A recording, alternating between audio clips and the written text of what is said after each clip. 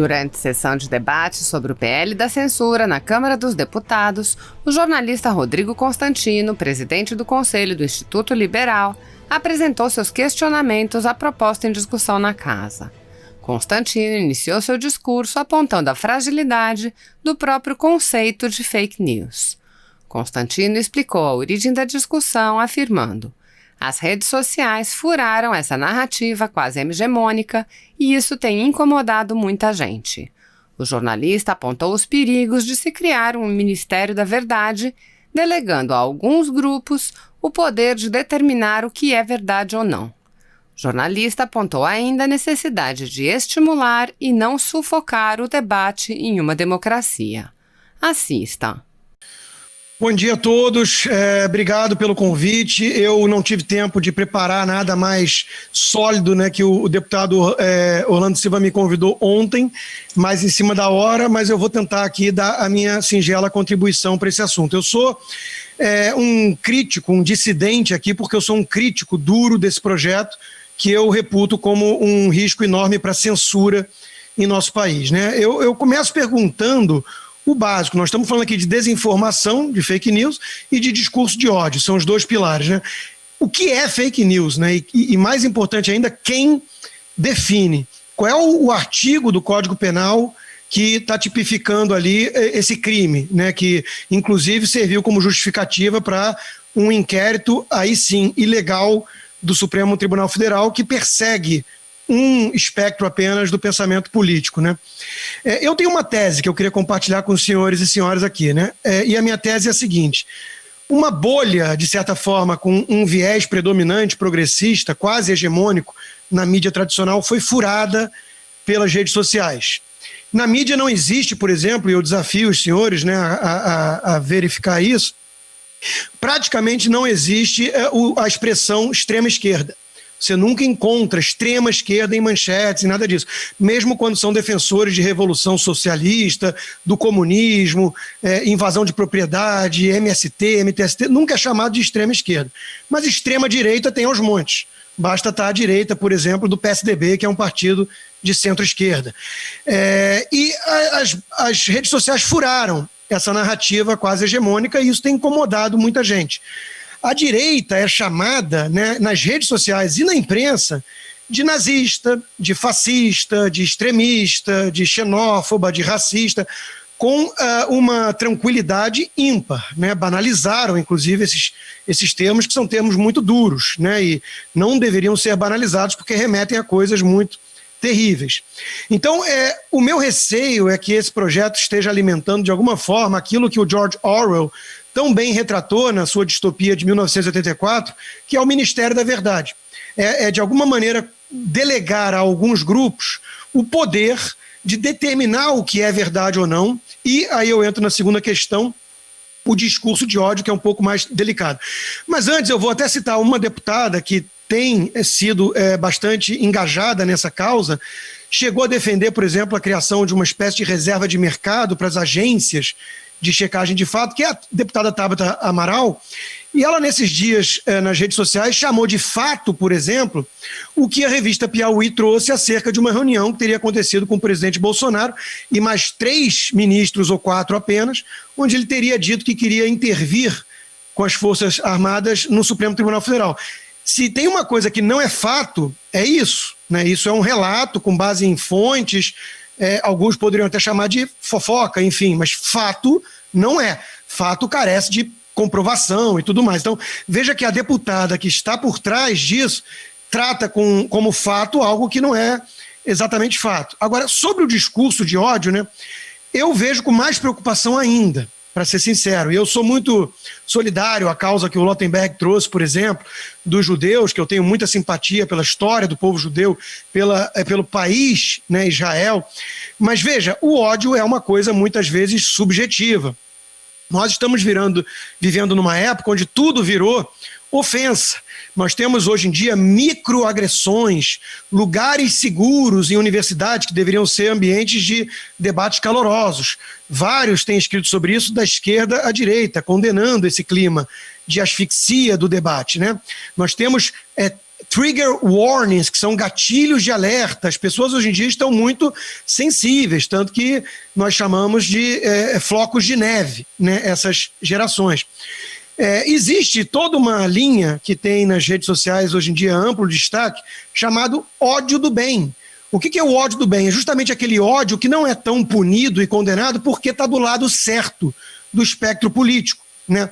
Eu dou um exemplo. O Hélio Schwartzman, colunista respeitado da Folha de São Paulo, que é o jornal de maior circulação do país, estampou nas capas do jornal outro dia um artigo em que ele desejava a morte do presidente da República, eleito com quase 58 milhões de votos na nossa democracia. E isso tudo bem. Nós tivemos uma atriz que gravou um vídeo também desejando esfregar o rosto do presidente num asfalto quente. E isso também passa batido. Não é punido, não é suspensa a conta, porque é o ódio do bem, é o ódio do lado certo, que fala em nome das minorias contra a tal extrema-direita, nazista, fascista, aí vem os rótulos banais e muitas vezes insignificantes e injustos. O próprio presidente Bolsonaro é chamado, de forma muito também livre, de genocida, né, de sociopata e por aí vai. Bom, eu sou alvo de muitos discursos de ódio, de muitos ataques, e de todos os lados, desde a esquerda até mesmo a turma de direita, né, passando por gente de centro. E eu percebo que isso é uma coisa que está presente em todos os espectros. Não tem um monopólio aqui, as pessoas falam muito da direita, mas os ataques chulos vêm de todos os lados. Mas para aquilo que configura-se crime, calúnia, difamação, né, injúria, já existe a lei. Então nós não precisamos de mais aparatos regulatórios e crimes para ir contra fake news ou discurso de ódio, se já existe isso. Outra coisa que eu percebo muito, e já falei en passant, é o duplo padrão. Teve um experimento que foi feito há um tempo atrás no Facebook, que 2 páginas foram criadas simultaneamente, uma para atacar Israel e a outra para atacar Hamas, né? E elas foram escalonando, as 2 páginas, a intensidade de ataque na mesma medida. Bom, para surpresa de ninguém, a página que atacava Israel continuou no ar, enquanto que a página que criticava e atacava Hamas foi imediatamente suspensa. Existe um duplo padrão, existe uma perseguição. Islamofobia, por exemplo, é um termo muito usado para blindar de qualquer crítica a religião islâmica, enquanto que todo tipo de crítica, por mais ácida e pesada que seja contra o cristianismo, é sempre liberado. Então existe um duplo padrão, porque falam de maioria, né? Aquela história toda. É como se houvesse um denominador comum. O homem branco, cristão, heterossexual, ocidental, ele pode ser atacado do que você quiser, demonizado, porque ele é o ícone do patriarcado opressor, sendo que a civilização ocidental é a mais livre de todas, a que tem as mais salvaguardas, as mais firmes proteções às minorias, e por aí vai, né? Sem dúvida não é na África ou nos países islâmicos onde as minorias gays e negras possuem mais proteções. É nos Estados Unidos e na Europa. Outra preocupação que eu tenho é esse ambiente de ditadura velada do politicamente correto.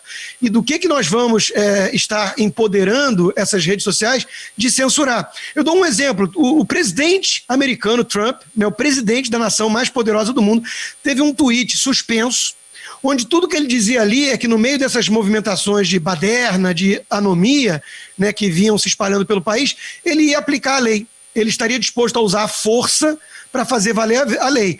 Ora, nos Estados Unidos chama-se enforce the law. É o uso da força, é o monopólio de coerção do Estado.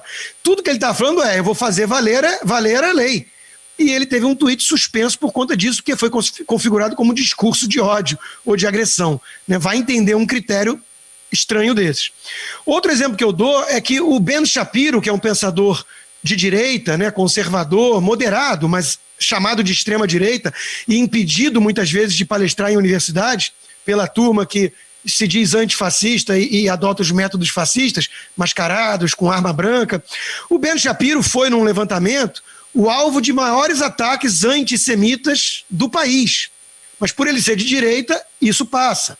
Enquanto que democratas como Ilhan Omar e companhia vivem fazendo ataques e declarações antissemitas e tudo bem, porque elas são do lado certo da política e da ideologia. né? O PSOL, no Brasil, já teve deputado, vereador, queimando bandeira de Israel. E isso tudo bem também, porque está sob o pretexto de que é um combate ao antisionismo e não o antissemitismo. Os Sleeping Giants, que é um grupo atrelado a pessoas de extrema esquerda, né? Ele persegue pessoas de direita. Ele conseguiu, por exemplo, desmonetizar vários canais nos Estados Unidos e no Brasil vai na mesma linha, e agora conseguiu que o PayPal suspendesse a conta do pensador Olavo de Carvalho. Quer dizer, está inviabilizando o sustento de alguém que, se cometeu crimes, que vá pelo caminho do processo legal, devido processo legal, mas isso é uma perseguição ideológica, isso é uma censura de pensamento, polícia do pensamento, né? Está evidente. Eu quero fechar com algumas citações importantes e eu vou voltar no tempo. Eu quero ir lá atrás no poeta John Milton, autor do Paraíso Perdido. Antes dele, mais longe ainda, Eurípides, né, que dizia que a verdadeira liberdade ocorre quando os homens nascidos livres, precisando dirigir-se ao público, podem falar livremente. E é isso que está ameaçado hoje. Em Areopagítica, que é o livro conhecido do John Milton contra a censura, inclusive atacando duramente a Igreja Católica e a Inquisição, na época que tinha ali o índice de livros proibidos, né, dizia: todo homem maduro pode e deve exercer seu próprio critério. Ele diz ainda: o conhecimento não pode corromper, nem por conseguinte os livros, se a vontade e a consciência não se corromperem. Nós temos que dar algum crédito aos indivíduos, tratá-los como adultos maduros, responsáveis, não como mentecaptos ou crianças indefesas que precisam da tutela estatal ou de ONGs ou de grupos que falam em nome das minorias. A censura, segundo Milton, obstrui e retarda a importação da nossa mais rica mercadoria, a verdade. John Mill ia na mesma linha, John Stuart Mill, quando dizia que confrontando narrativas é que a gente podia fortalecer aquilo que era mais verdadeiro, não tentando mascarar, ocultar, proibir livros, nem mesmo um livro abjeto como Minha Luta, de Hitler, que aqui nos Estados Unidos você pode comprar. É melhor conhecer o inimigo, como dizia Sun Tzu. Por outro lado, Trotsky dizia que os jornais são armas, e por isso é necessário proibir a circulação de jornais burgueses, né? Trotsky defendia a revolução de uma forma, esse sim, um tanto genocida, psicopata até. Lenin, seu comparsa, foi na mesma linha. Dizia: por que deveríamos aceitar a liberdade de expressão e de imprensa? Por que deveria um governo que está fazendo o que acredita certo permitir que o critiquem? Isso é mentalidade autoritária e totalitária. Ele não aceitaria a oposição de armas letais, mas ideias são mais fatais do que armas. Isso é Lenin, que mandou executar a família Romanov, inclusive crianças. Veja, nós tivemos uma jornalista da Folha de São Paulo outro dia indo na mesmíssima linha, comparando fake news com armas. Isso é perigoso, nós estamos começando a flertar com medidas perigosas. Eu quero fechar com uma frase do Milton: dai-me liberdade para saber, para falar e para discutir livremente, de acordo com a consciência, acima de todas as liberdades. Meus caros, a menor minoria de todas não é o negro, não é o LGBT, não é o judeu, não é o cristão, não é o muçulmano. A menor minoria de todas é o indivíduo, é o cidadão. E essa narrativa que segrega sempre com base em algum critério, ela só fomenta mais ódio e não mais tranquilidade e paz. Nós precisamos ter tolerância uns com os outros, o que não significa aceitação ou aplauso. Eu sou livre para repudiar certas bandeiras, certos pensamentos, desde que eu não cometa crimes contra aquela pessoa, desde que eu me expresse livremente atacando suas ideias. E é isso que está em risco aqui. A liberdade do indivíduo por meio de uma censura do Estado mascarada de combate a fake news e discurso de ódio. Muito obrigado.